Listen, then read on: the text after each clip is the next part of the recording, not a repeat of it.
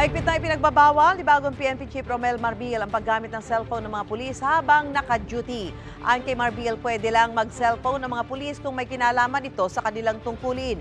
Binigyan din ni Marbil na hindi kailangan magdeklara ng war on drugs. Target nilang maibaba ang drug crime sa mga komunidad, ngunit hindi raw ito idadaan sa paramihan ng naaresto.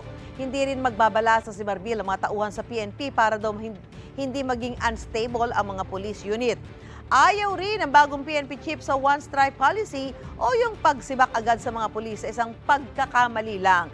Hindi raw pagkakamali kundi kapasidad ang pagbabasihan kung mananatili sa pwesto ang pulis. Babawasan din daw ang oras sa flag raising ceremony at parada para mas maaga makapagbigay serbisyo sa publiko.